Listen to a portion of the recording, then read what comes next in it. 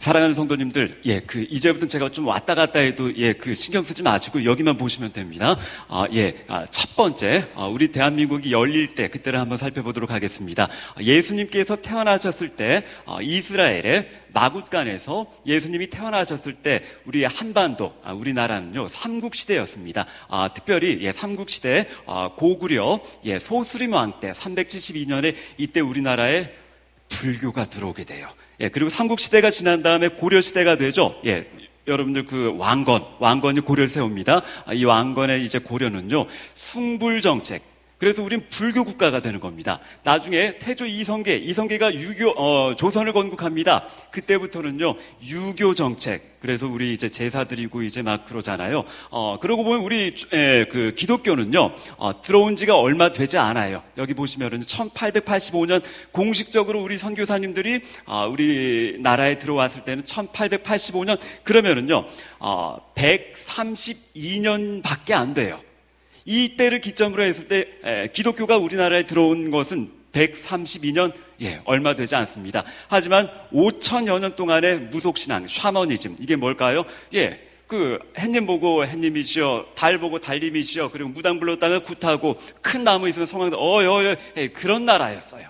그런 가운데에 이제 우리 하나님께서 우리나라를 아끼셔서 선교사님을 보내주시는데요. 가까운 중국에는요, 모리슨 선교사님, 귀칠라프 선교사님, 허드슨 선교, 이런 분들이 계셨어요. 일본에도요, 햇번 선교사님, 그리고 바라 선교사님. 하지만 조선은요, 당시의 조선은 복음을 한 번도 들어보지 못한, 여러분들 이런 용어 들어보셨죠? 미전도 종족. 우리가 굉장히 선교할 때 한 번도 복음을 들어보지 못한 그곳에 가서 복음을 전한다 할 때 미전도 종족 그러죠.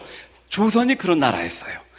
이러한 때에 우리 하나님께서 이제 선교사님을 보내주시는데, 귀칠라프 선교사님 넘어가도록 할게요. 이분은 잠깐 풍랑 만나갖고 잠깐 우리나라에 왔던 분이시기 때문에, 자, 토마스 선교사님, 당시에 해가 지지 않는 나라, 제일 강성했던 나라는 영국이었습니다. 영국의 웨일즈 출신의 토마스 선교사님이 계신데, 하노버 교회에서 파송을 받고요, 나중에 이렇게 조선으로 오게 됩니다. 24살 나이에 결혼하고 목사 안수 받고 아내를 데리고, 아내는 이제 임신을 했습니다. 배를 타고 5개월 동안 배를 타고 중국 상해로 도착합니다. 그리고 이제 중국 선교사로 활동을 하려고 하는데, 여러분들 그만 토마스 선교사님 아내 캐롤라인인데요.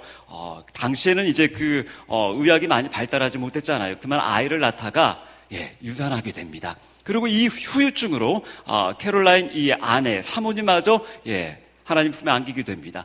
그럼 졸지에 제일 잘 사는 영국에서 왔다가 자신의 아내를 잃고, 그리고 아이도 잃고, 그러면서 한 2년 동안은 이제 선교 사역을 제대로 하지 못합니다. 그 후에 다시, 바르게 조선이라고 하는 나라의 이야기를 듣습니다.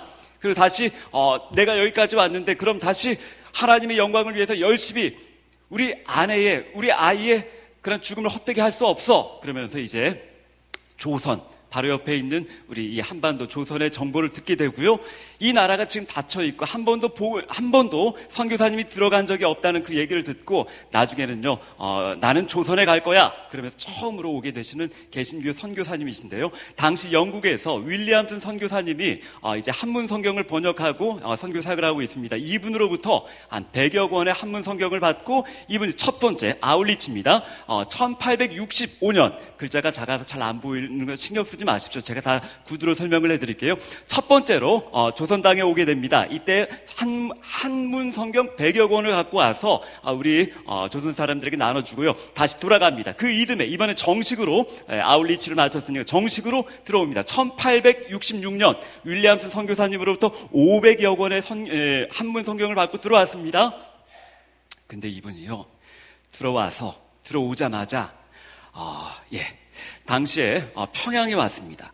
대동강 그 강가를 따라 제너럴 셔먼호를 타고 통역관으로서 이제 조선 땅에 입국을 했습니다. 하지만은 곧바로 우리 토마스 선교사님은 우리 조선 군인들에 의해서 공격을 받게 되고요. 그리고 이 배는 곧 불타게 되고, 나중에 그 자리에서 순교하게 됩니다. 당시 조선은 그런 상황이었습니다. 여러분들 특별히 흥선대원군 들어보셨죠? 쇄국 정책이라고 합니다. 쇄국 정책이 뭐냐면요, 여러분들 그런 겁니다. 우리 집에 오지마, 왜 왔니 니네 집에 가, 이제 그런 거예요. 특별히 여러분들 이 건물 혹시 아시나요? 강변북로를 타고 일산 쪽으로, 자유로 쪽으로 갑니다. 갈 때 오른쪽에 합정 쪽 보면은요, 이런 건물이 있는데 여러분들 보신 분들 기억나시죠? 이것은 카톨릭 성지라고 하는데요. 여러분들 이곳에서 아까 토마스 선교사님이 입국하실 때 1866년 그쯤에 카톨릭 신도들 한 8천여 명이 다 참수형을 당합니다. 그러면서 척화비를 세우고요. 오랑캐들은 우리나라에 절대 들어올 수 없다. 그런 때였어요. 그래서 바로 이곳이 처형터인데 여러분들 그래서 이곳의 이름이 절두산 성지라고 합니다. 카톨릭 성지예요. 절두산, 목을 자르는 산, 사형터입니다. 바로 이 옆에 우리 기독교 성지인 양화진이 있고요. 바로 이러한 때에 토마스 선교사님이 우리나라에 오게 되시는데요. 그러면서 토마스 선교사님은 어쩔 수 없이 이제 참수형을 당하게 됩니다. 바로 그때입니다. 바로 그러한 때에 토마스 선교사님을 참수형을 하려고 했었던 그 최치량, 이 사람에게 성경을 건네지만 그리고 그 사람의 박충권이라고 하는 사람인데 그 사람의 고백을 나중에 이렇게 기록된 문서를 살펴보면 이렇습니다. 제가 읽어드리겠습니다. 내가 서양 사람을 죽이는 중에 한 사람, 이 사람이 바로 토마스 선교사님이에요. 한 사람을 죽인 것은 내가 지금 생각할수록 이상한 감이 있다. 내가 그를 찌르려고 할 때에 그는 두 손을 마주 잡고 무산말, 그러니까 기도를 한 후에 붉은 배를 입힌 책을 가지고 웃으면서 나에게 받으라 권하였다. 그러므로 내가 죽이기는 하였으나 이 책을 받지 않을 수가 없어서 받아왔노라. 그렇게 기록이 되어 있습니다. 토마스 선교사님 그렇게 마지막을 보내셨던 걸 우리가 기억할 수가 있고요. 그리고 얼마 후 기도를 드린 그 자리에서 참수형에 당하게 되고요. 그렇게 순교를 하게 됩니다. 여러분들 그렇다면 우린 이 질문을 할 수가 있을 겁니다. 조선 땅에서 단 한 명도 전도하지 못했던 토마스 선교사님, 그분의 죽음은 허무한 죽음이겠죠. 아니 중국에 갔으면 중국에 사역을 할 것이지 아무런 그냥 열정만 갖고 바보같이 꼭 이렇게 위험한 조선 땅에 와갖고 왜 그렇게 험하게 죽는 거야? 안전 불감증에 사로잡힌 굉장히 좀 준비도 철저하지 못하고 그냥 너무 이상주의자 같은 그런 모습인가요? 아니요. 그 부분에 관해서 우리 오늘 한번 살펴봤으면 좋겠습니다. 여러분들, 토마스 선교사는요, 순교하기 직전에 12살 어린 소년입니다. 최치량에게 자신의 성경책 3권을 건네줍니다. 그 최치량은요, 어렸거든요. 그리고 이것을 평양 영무주사, 그에게, 박영식에게 건네주게 되고요. 이 박영식은, 책을 보니까요, 한문 성경인데 중국에서 왔죠. 종이가 굉장히 좋아요. 그래서 이 책을 다 찢어서 자신의 집에 도배를 합니다. 여러분들 고향이 제주도입니다. 제가 어렸을 기억 분명히 있습니다. 친구 집에 놀러 갔는데요. 어린 시절이지만 힘들게 사는 친구들의 집은 신문지로 도배했던 친구들 적지 않았어요. 불과 한 30여 년 전에도 그랬습니다. 당시에 종이 얼마나 귀했을까요? 우리가 볼일 보고 그 지푸라기로 닦았다 할 정도로 그렇습니다. 우리는요 종이가 너무 귀했습니다. 종이 보니까 너무 귀하니까 집에다 도배를 합니다. 그때부터 이 박영식은요 누워도 천장에 한문 성경이 보이고 일어나도 이게 다 그래서 이곳이 바로 성경의 집이 됩니다. 훗날 최치량은 다시 이 박영식의 집 성경으로 도배된 이 집을 구입합니다. 그리고 여관으로 썼는데요. 그로부터 여러분들 33년이 지납니다. 조선의 문이 열리고요. 정식 선교사님들이 오십니다. 그리고 나중에 평양 선교사로 파송을 받아서 오셨던 두 분이 계신데 여러분들 사무엘 마펫과 그레암 리 선교사님이 이 최치량의 여관에 왔는데 깜짝 놀랍니다. 왜요? 온통 집안이 성경으로 도배가 되어 있잖아요. 아니 내가 이 조선 땅에 처음 온 선교사인 줄 알았는데 이거 뭐야? 그러면서 이분이요 살펴보면서 얘기를 듣습니다. 뭐라고? 내가 이 땅에 오기 33년 전에 이미 어떤 선교사가 와서 이렇게 성경을 전해주고 안타깝게 그 자리에서 순교했다고? 그 얘기를 전해 듣습니다. 여러분들 이분이 누구시냐면요, 여러분 총신대학교를 설립하신 분이세요. 당시 평양신학교인데 사무엘 모펫이라고 하는데 그래서 한국명은 마포삼열이라고 합니다. 마포삼열. 그리고 여러분들 요 분의 오른쪽 여기 그 턱을 보시면 조금 내려앉아 있어요. 이 기풍이라고 하는 깡패가 돌을 던집니다. 맞고요. 턱이 깨집니다. 나중에 그 이기풍이라고 하는 사람은요, 나중에 예수 믿게 되고 평양신학교 제1회 졸업생이 되죠. 제주도로 최초로 선교사로 내려갑니다. 너무 힘들어갖고 이 선생님께 편지를 하죠. 너무 힘듭니다. 못 살겠습니다. 이 선생님이 다시 편지를 씁니다. 그래, 그 마음 잘 아네. 근데 자네가 던진 돌에 맞았던 나는 아직도 턱이 아프네. 아직 안 나은 것 같네. 내 턱이 다 나을 때까지 제주 선교 계속 하게나. 그런 일화 여러분 들어보셨죠? 바로 이분이세요. 총신대학교를 세웠던 이분이 그 성경의 집에서 깜짝 놀랍니다. 여러분들 이렇게 시작이 됩니다. 평양대부흥 다 들어보셨죠? 지금은 1885년까지 왔고요. 그 이후에 1907년이 되었습니다. 얼마 후 최치량은 마페스로부터 세례를 받게 되고, 그리고 성경을 찢어 도배하던 박영식도 감동을 받아서 믿게 됩니다. 결국 그의 집이 예배 처소로 쓰이게 되고요. 이것이 바로 평양 최초의 널다리골 교회입니다.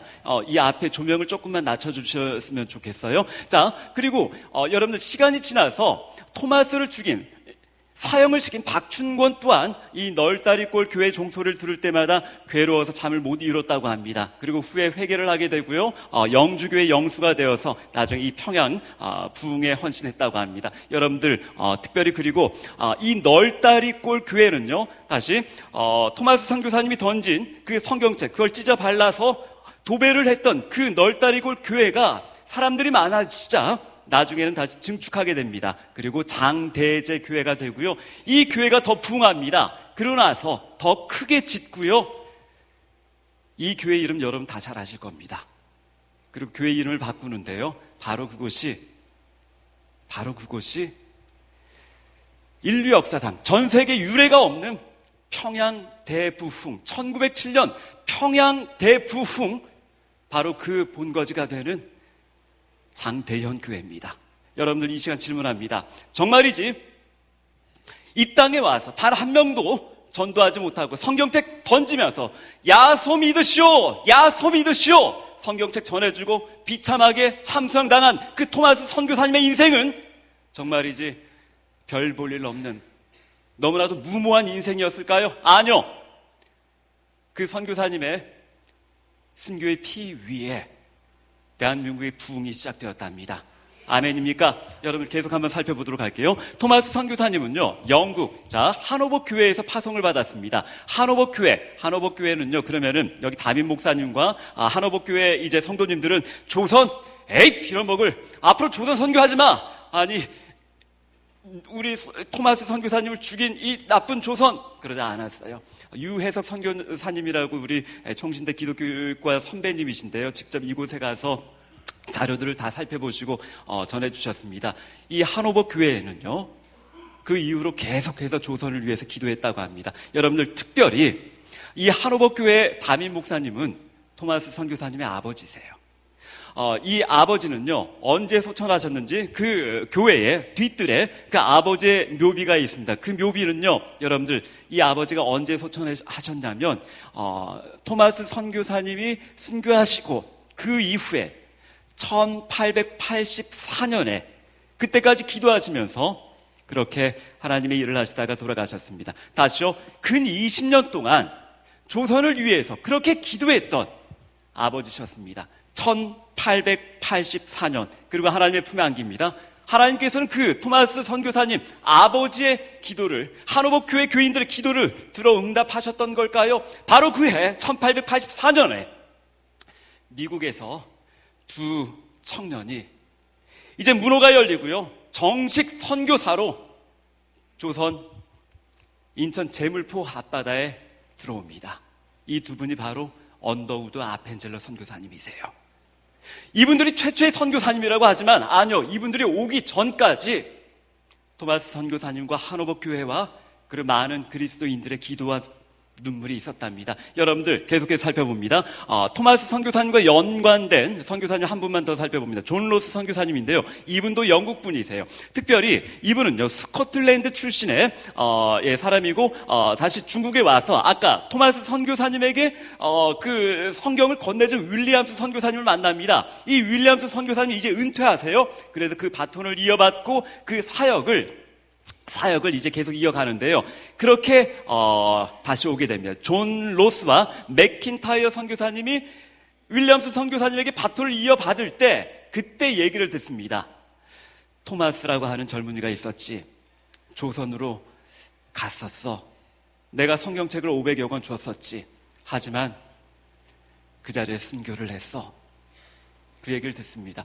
이 존 로스 선교사님은요, 그 얘기를 듣고 남의 이야기처럼 생각할 수가 없었어요. 왜냐하면은 토마스 선교사님 자신보다 2살 위에요. 그리고 같은 영국 출신이에요. 웨일즈, 스코틀랜드 굉장히 가까워요. 그리고 또 이 존 로스 선교사님은요, 자신 또한 아내가 아이를 낳다가 유산하게 되고 그리고 나중에 목숨을 잃게 됩니다. 너무나 비슷해요. 남의 일 같지가 않습니다. 그래서 이 존 로스 선교사님은 다짐합니다. 내가 토마스가 못했던 일을 할 거야. 근데 내가 조선에 못 들어간다고? 그렇다면 한문 성경이 아니라 한글 성경을 번역할 거야. 그러면서 열심히 번역을 시작하는데요. 근데 조선말을 알아야 하잖아요. 그래서 이분이요, 나중에는 존 로스 선교사님이 이제 중국과 우리 조선의 국경지대인 고려문이라고 하는 그곳으로 찾아갑니다. 왜냐하면 조선어를 공부하려고요. 이 고려문은요, 당시 여러분 들어보셨죠? 북한의 개성 상인들, 이 사람들이 왕래하던 곳이었습니다. 이곳에서 이응찬, 백홍준, 이성하, 김진기 이런 사람들에게 조선의 언어를 배웁니다. 그리고 한글 성경을 번역하기 시작하시는 거예요. 바로 이분들이고요. 바로 이게 무너지기 전에 고려문이라고 하는 개성상인들이 왔다 갔다 했던 곳입니다. 이 가운데에 로스 선교사님이 어떻게 한글을 배우셨냐면, 여러분들 기역, 니은, 디귿, 리을 우리 보이시죠? 근데 이 밑에 영어로 기역, 니은, 음가를 써뒀어요. 우리도 A 하면 밑에다가 A, B 하면 밑에 B 그런 식으로 써두고 우리 읽고 막 그랬었잖아요. 그렇게 한글을 배우셨고요. 그리고 또 이거 단어 또한 뇌, 나, 너, 우리, 너네 이렇게 배웁니다. 그리고 나중에 문장을 이렇게 연습하죠. 너를 믿지 못하겠다. 어떻게 왔으마? 걸어왔으면 맨 얘기나 깐마. 여러분 이거 보니까요, 이게 다 북한 말이에요. 평양 언어예요. 왜냐하면 그때 그 언어를 가르쳐 주셨던 분들이 다 북한 사람들이잖아요. 그래서 로스 선교사님은 이게 우리 조선의 표준어구나. 그래서 다시 이걸 재번역하는데 언더우드 선교사님이 굉장히 많이 힘들었다고 합니다. 여하튼 이렇게 한글을 배우고 성경을 번역하기 시작하는데, 발수보 우리 갔네. 다리 아파가지 못하겠다. 내 와서 너를 맞아오갔네. 여러분들 당시에 뭐 자동차, 기차 그런 거 없잖아요. 그래서 이제 걸어 다녔는데, 그래서 이런 문장을 먼저 연습하고 배웠나 봅니다. 그로부터 여러분들 1877년부터 시작을 해서 1887년 근 10년 만에 신약 성경을 번역합니다. 그게 바로 예수 성교 전서라고 하는 책인데요. 여러분들 이게 한국 최초의 신약 성경입니다. 이렇게 번역을 했답니다. 약간 여담이지만 여기까지 한번 설명을 해보도록 할게요. 여러분들 한글은요, 당시에 가로쓰기가 아니고 세로쓰기였습니다. 그렇죠? 여러분들 우리 옛날 성경책 요 옆에 보면 빨간색으로 돼 있는 그 책들 딱 열고 보면 그냥 요렇게 돼 있잖아요. 그런 책들 우리 할머니도 많이 읽었었어요. 그리고 또 띄어쓰기가 없었습니다. 나란 말씀이 dwi기게 달라. 여러분들 이게 훈민정음 해례본인데요. 세종대왕님이 만들었을 때도 우린 이렇게 글을 썼습니다. 근데 여러분들 중국어는 아직도 띄어쓰기가 없어요. 근데 어떻게 가로쓰기가 되고 어떻게 띄어쓰기가, 어떻게 점자 쓰기가, 우리 한국 사람들이 노력해서 우리 한국의 유명한 그 한글 학자, 아니요. 여러분들 말씀드립니다. 선교사님들이 한글 보급과 한글 발전에 엄청나게 공헌하셨어요. 이 부분은 다음 시간에 한번 살펴보겠습니다. 주시경 선생님, 위대한 한글학자, 이분이 바로 헐버트 선교사님, 이 선교사님이 가장 아꼈던 제자예요. 다시요, 우리 선교사님들이 한글을 가르쳐주고 한글을 보급하는데 그렇게 노력을 하셨어요. 이 성경을 한글로 번역하고 우리 할아버지 할머니들이 성경을 읽으려고 한글을 배웠던 거예요. 국사편찬위원장님이신 이만열 교수님께서 직접 그렇게 인정합니다. 이거는 기독교를 싫어하는 사람들, 반기독교인들도 기독교가 한글 보급에 한문을 그렇게 많이 썼는데 한글 보급에 가장 큰 공헌을 했다 하고 인정한다고 그렇게 말을 합니다. 여러분들 당시 헐버트 선교사님이 이렇게 말합니다. 조선 언문이 중국 글자에 비하여 크게 요긴하건만 한문보다 훨씬 뛰어난데 사람들이 요긴한 줄도 알지 못하고 업신여기니 어찌 안타깝지 아니하리요. 이분이 썼던, 미국에 보냈던 논문입니다. 띄어쓰기, 점찍기, 한글엔 필요하다. 왜요? 보니까요, 장비가 말을 타고 자, 장비가 말을 탄다. 따닥따닥. 근데 띄어쓰기를 잘못하면 장비, 가마를 타고, 삼국자 장비에 가마를 타고, 여러분 이런 얘기도 들어보셨을 거예요. 예수가 방에 들어가신다. 근데 띄어쓰기가 잘못되면 예수 가방에 들어가신다. 안 되죠. 그래서 한글엔 띄어쓰기가 필요하다, 점찍기가 필요하다. 그거 다 선교사님들 만드신 거예요. 여러분들 그 부분에 관해서 계속 살펴보겠습니다. 조선의 문이 이제 열리게 됩니다. 우리 고종 황제께서 결단을 하게 되시죠. 1882년 흥선대원군 고종 황제의 아버지가 이제 서가합니다. 나중에 우리 고종 황제님이 왕이 되군요. 문을 열 수밖에 없어요. 왜요? 북쪽으로는 중국이 날마다 괴롭히고 아래쪽으로는 일본이 날마다 괴롭히고 이쪽으로는 또 러시아가 괴롭힙니다. 그래서 청일전쟁, 러일전쟁, 여러분들 전쟁터가 된 게 우리 대한민국이었습니다. 그 가운데에 고종 황제가요 나중에 결단을 합니다.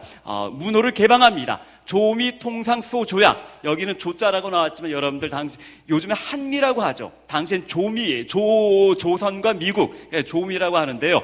그러면서 미국에서는요, 문호 개방을 해주니 고맙소.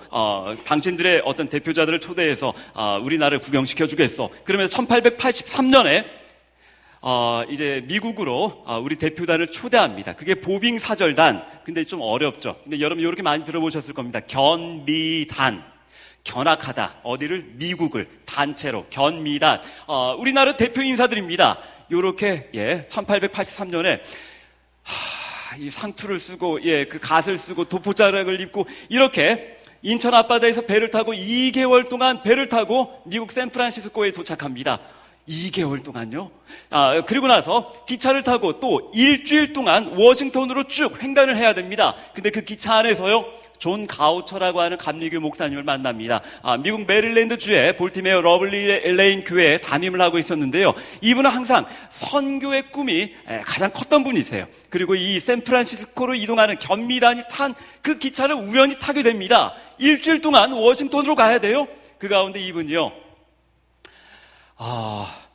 원래는 이분이 이 견미단을 만나게 되고 아펜젤러, 이분이 원래 일본으로 가려고 했거든요. 조선으로 올 수 있도록 많이 큰 기여를 하신 분입니다. 이때 조선의 대표인 민영익, 여러분들 그 로얄 패밀리입니다. 당시 고종 황제의 와이프는 명성황후, 또 다른 말로 민비라고 하죠. 근데 민씨네요. 민영익, 민비의 조카입니다. 로얄 패밀리예요. 그래서 대표로 미국에 왔는데 이 민영익과 통역을 대동해서 조선에 관한 얘기를 다 듣습니다. 그리고 이 가우처 목사님이 나중에 교회 가서 보고를 합니다. 제가 읽어드리겠습니다.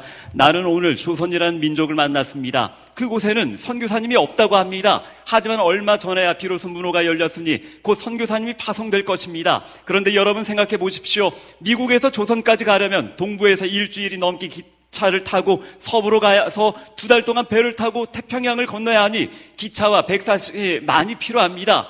또한 선교사님이 조선에 들어가서 생활하려면 선교비가 많이 들지 않겠습니까? 그렇다면 우리가 그곳에 들어갈 선교사님을 위해서 미리 믿음으로 헌금합시다. 사랑하는 성도 여러분, 대한민국에 우리 기독교의 부흥이 전 세계 유례 없을 정도로 너무나 놀랍고 너무나 은혜롭다고요? 맞습니다. 하지만 기억하셔야 될 건 저절로 된 게 아니에요.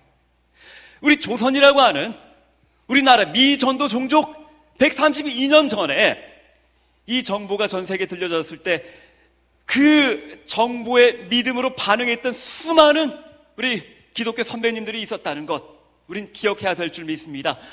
이 가우처 목사님은요, 일본에 친구가 있었습니다. 맥클레이 선교사님이라고 일본에서 선교 활동을 하고 있었는데 이 선교사님에게 편지합니다. 이복의 맥클레이, 혹시 그 일본 옆에 조선이라고 꼬레라고 하는 그런 나라가 있나? 그 나라가 이제 문호가 개방이 되었다는데 한번 들어가서 어떤 나라인지 한번 나에게 좀 가르쳐 주게나, 내가 어떻게 도와야 될지 좀 조언 좀 해주게나. 이 맥클레이 선교사님이 친구의 부탁을 받고 조선으로 갑니다. 고종 황제를 만나려고 하는, 누가 만나주나요? 일개 선교사님을. 그때 맥클레이 선교사님이 일본에서 활동을 했는데요. 일본의 신사유람단으로 왔던 이수정이라고 하는 사람이 있었어요. 이분이 나중에 마가복음을 번역합니다. 이 이수정의 친구 중에 조선에서 로얄 패밀리 잘 나가는 김옥균이라고 하는 사람이 있었어요. 김옥균 나중에 갑신정변을 일으키게 되죠. 이 김옥균이 당시 궁궐에서 이제 그 고종 황제의 신하로 있었는데, 폐하 이러쿵 저러쿵 친구가 좀 부탁해서 혹시 한번 일본의 맥클레이 선교사님 한번 만나보시겠습니까? 알겠소이다. 그러고 고종 황제를 알려하게 되는 거예요. 이때 고종 황제가 부탁합니다. 부탁하오. 절대 기독교 선교사는 안 돼요. 근데 우리나라는 지금 의학이 많이 발달하지 않았어. 의사를 보여주시오. 자신의 주치의로 부탁합니다. 그리고 이제 문호가 개방됐으니 영어를 우리가 배워야겠어. 영어 선생님, 언어 교사를 3명만 보내주시오. 그래서 이 사람들이 다 조선에 오게 됩니다. 의사로, 교사로. 근데 원래는 다 선교사님이셨어요. 이렇게 의사로 오시는 분들, 교사로 오시는 분들 다 선교사님이세요. 그리고 병원을 짓고 학교를 짓고 그리고 교회를 지었죠. 그렇게 우리 신앙의 선배님들이 이 조선 땅에 들어오게 되신 거랍니다. 다음 시간에는 아펜젤러 선교사님과 언더우드 선교사님, 이 분들 우린 처음으로 알고 있지만 그 전의 이야기를 제가 먼저 시작하고 들어가는 거랍니다. 여러분들 죽음 사명 한번 요렇게 한번 정리를 해보도록 할게요. 1866년에 젊은 토마스 선교사님이 이 땅 가운데 오셨습니다. 근데 한 사람도 전도하지 못하고 성경을 던지면서 야소 믿으시오, 야소 믿으시오. 그럼 목배임을 당해 죽었습니다. 그럼 이 토마스 선교사님의 죽음은, 죄송합니다, 말 좀 이해하십시오, 개 죽음이죠? 헛된 죽음이죠? 아닙니다. 아무도 그렇게 말을 못합니다. 이분의 순교의 피로 그 가운데에 대한민국 평양 대부흥은 시작이 됐던 거예요. 이분이 던졌던 그 성경책으로 도배된 그 집에서 우리 신앙의 선배님들이 기도하고 하나님께 불을 지졌던 것입니다. 여러분들 나중에 살펴볼 겁니다. 존 헤론 선교사님 미국 테네시 의대 수석으로 졸업했습니다. 그냥 수석이 아니고요, 개교 일의 최고의 수재, 최고의 점수로 졸업했습니다. 그런요, 나중에 교수 제의가 들어왔습니다. 그 가만히 있은 최고의 학벌을 갖고 테네시 의대 교수가 되는 거예요. 하지만 다 포기하고 이분이 언더우드와 아펜젤러보다 먼저 조선 땅을 향해 출발하셨던 분이세요. 하지만 이분이 테네시 의대는요, 지금도 명문 중에 명문입니다. 근데 조선 땅에 도착해서 5년 만에 그는 이질에 걸려 사람들을 돌보다가 이질에 감염돼서 그의 목숨을 잃게 됩니다. 바보죠. 괜히 헛된 인생. 조선 와서 괜히 고생만 하시다가 그래 하나님 영광 가리고 그냥 죽는 거죠? 아닙니다. 이분이 만드신 재중원, 그 위에 대한민국의 의학이 계속해서 발달이 되었습니다. 조셉 데이비스 선교사님, 호주 선교사님으로서는 처음으로 오셨습니다. 이분은요 1889년 도착했습니다. 먼저 왔던 언더우드 선교사님 회고합니다. 내가 아는 선교사 중에 가장 똑똑하고 가장 유능하고 가장 완벽한 선교사라고요. 나와 여기서 함께 일해 주시오. 조셉 데이비스 선교사님 말합니다. 나는 선교사가 아무도 없는 곳으로 가겠어. 그리고 부산 땅을 향합니다. 여러분들 그냥 가는 게 아니고 원래는 배 타고 가야 되는데 성경에 나온 고을마다 말씀을 전했던 그 예수님의 모습을 본따서 말을 타고 각 고을로 가게 됩니다. 당시에는 전염병이 쫙걸었던 때입니다. 거의 20여일 동안 말 타고 전도하면서 부산에 도착합니다. 1890년 4월 4일 도착합니다. 1890년 4월 5일 이질로 숨지십니다. 그 다음날 죽게 되는 거예요. 여러분들 이런 분들은 너무나 허망하게, 너무나 허무한 이상주의자들이죠. 데이비드 선교사님, 특별히 그의 누이와 함께 조선에 왔었는데 누이가 본국으로 가서 보고를 합니다. 우리 오빠가 순교했습니다. 그 가운데 호주 빅토리아 장로교회는요, 거봐 아직 조선을 갈 때가 아니야, 미개한 족속이야. 그러지 않았어요. 제가 가겠습니다. 저도 가겠습니다. 내 친구 데이비드가 못한 일 저희가 하겠습니다. 저희 보내주십시오. 그 이후에 50여 명의 선교사님들이 다른 지역도 아니에요, 부산 지역, 경남 지역을 다 옵니다. 그래 전국 선교사님들 분포를 볼 때요, 부산 경남 지역은요 호주 선교사님들이 담당을 하셨더랬어요. 그리고 전라 지역은 남장로교 선교사님들이고요. 한 분만 더 소개하고 마치고자 합니다. 이제 말씀을 마치도록 할게요. 여러분들 루비 캔드릭 선교사님이라고 합니다. 이분은요 시카고 지역에서 살았었는데 1907년 64살 나이에 처녀의 몸으로 조선 땅에 입국을 합니다.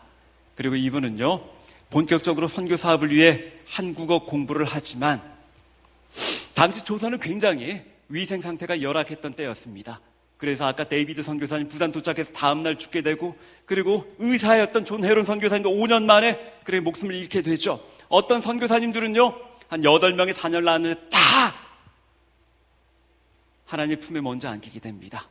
여러분들 그러한 때였습니다. 바로 그러한 때 루비 캔드릭 선교사님 또한 조선에 도착한 지 8개월 만에 그렇게 하나님의 품에 안기게 됩니다. 이제 말씀을 마칠게요. 여러분들, 이분이 꿈도 피우지 못하고 그럼 이분 또한 허망하게 죽은 불쌍한 인생이죠? 아니요. 이렇게 8개월간의 짧은 조선에 누워서 그녀의 삶과 죽음은 하나님의 섭리 가운데 아름다운 열매를 맺게 됩니다. 여러분들, 특별히 그녀가 유언격으로 편지를 써서 고향에 보내는데요. 그 유언은 이렇습니다. 내가 죽거든 텍사스 청년들이 10명, 20명, 50명씩 조선으로 오게 해주십시오. 이 편지가 고향에 도착합니다. 모 교회, 당시 그 교회에서 청년부 수련을 하고 있었대요. 루비 캔드릭 선교사님이 그 친구들이 수련을 하고 있었는데 한 도착한 편지를 읽어봅니다. 우리 캔드릭이, 우리 친구가 하나님의 품에 안겼구나. 그리고 그 이후에 그 편지를 받아든 그 친구들은요, 내가 가겠습니다. 저를 보내주십시오. 나도 가겠습니다. 내 친구 캔드릭이 못한 것 제가 마저 다 하겠습니다. 그래서 20여 명의 친구들이 자원을 해서 다시 조선 땅에 오게 됩니다. 우리 조선의 놀라운, 우리 한국의 기독교 부흥이 그냥 된 거라고요? 아니요. 모두 이분들의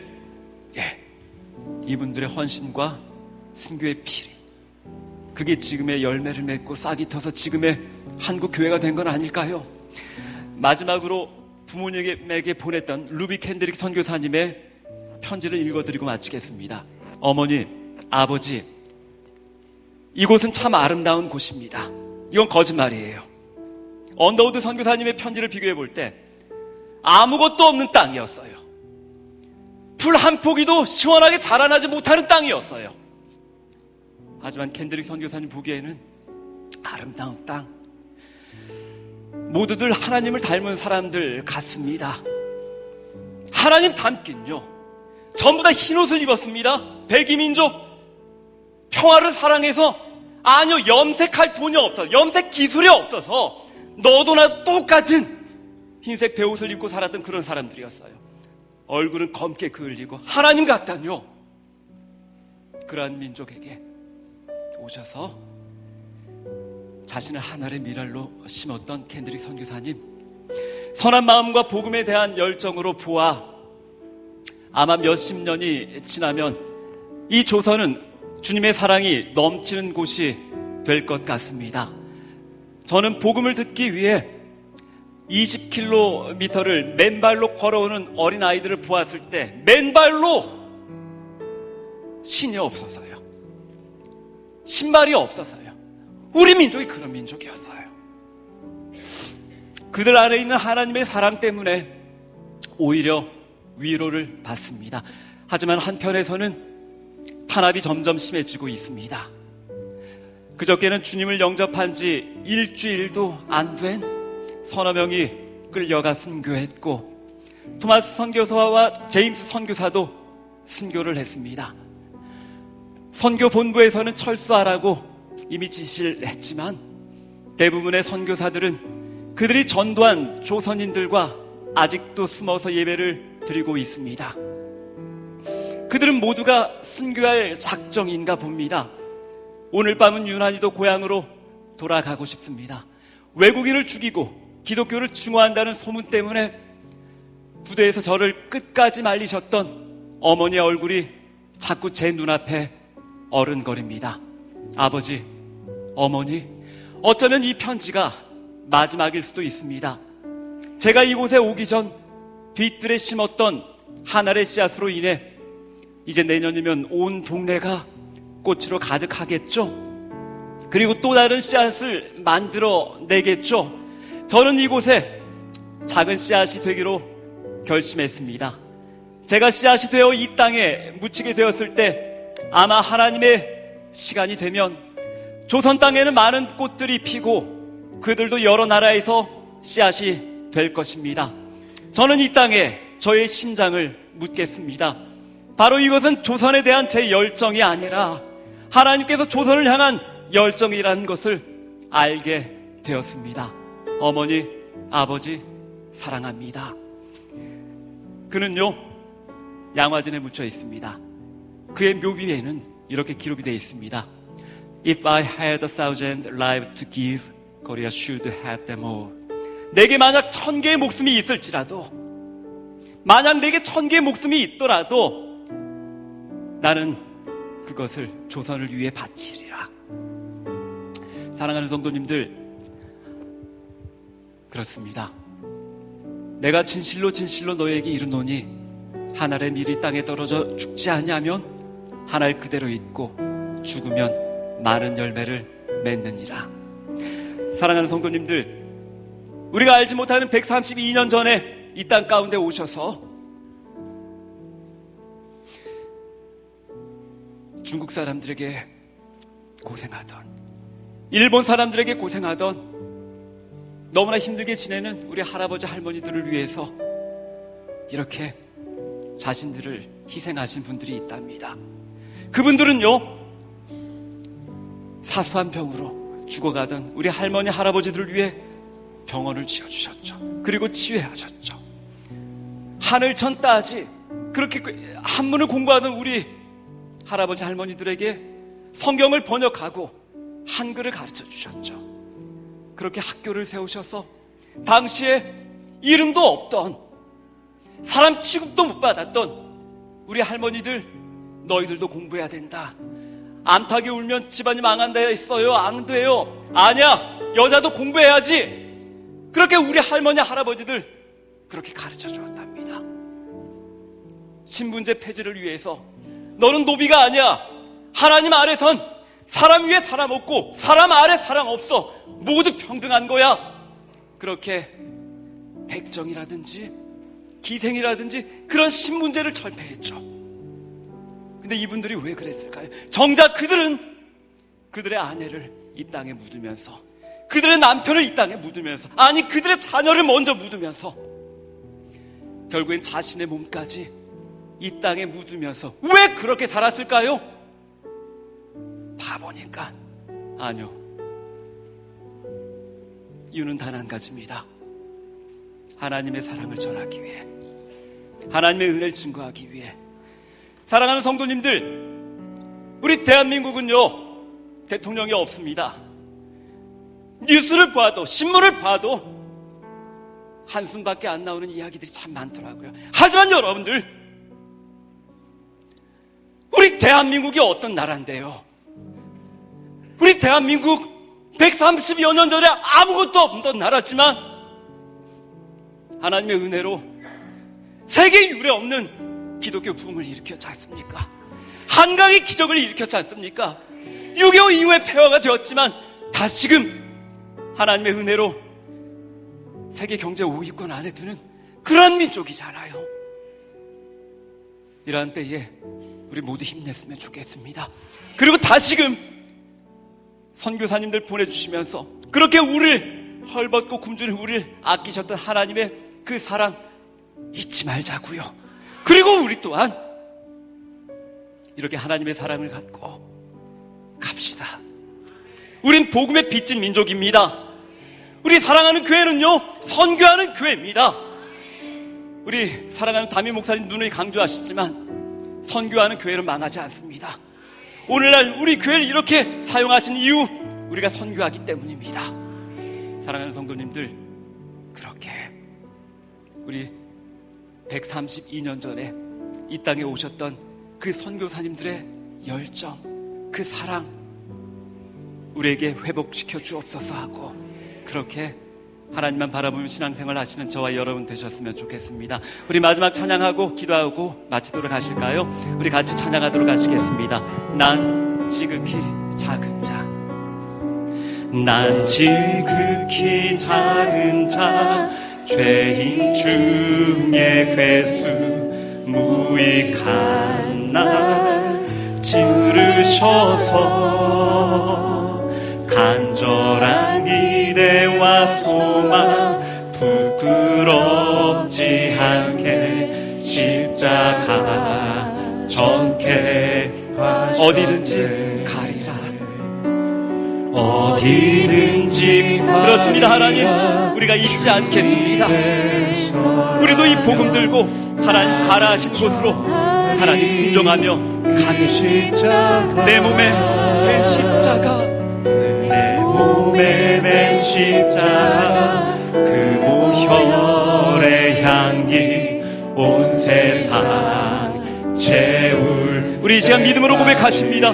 살아도 주를 위해, 살아도 주를 위해, 죽어도 주를 위해, 살아 죽으나 난 주의 것. 십자가의 능력, 십자가의 소망, 내 안에 주만. 우리 다시 한 번 더 믿음으로 고백하실까요? 살아도 주를 위해, 살아도 주를. 그렇습니다. 하나님, 우리가 살아 죽으나 주님의 것이 인정하노라. 난 주의 것. 십자가의 능력, 십자가의 소망, 내 안에 주만 사시는 것. 난 지극히 작은 자, 죄인 중에 괴수, 무익한 날 부르셔서 간절한 기대와 소망 부끄럽지 않게 십자가 전케 하셨네. 내 사랑 나의 십자가, 내 사랑 나의 십자가. 우리 사랑하는 성도님들, 이 시간 우리 믿음으로 기도했으면 좋겠습니다. 하나님 기억합니다.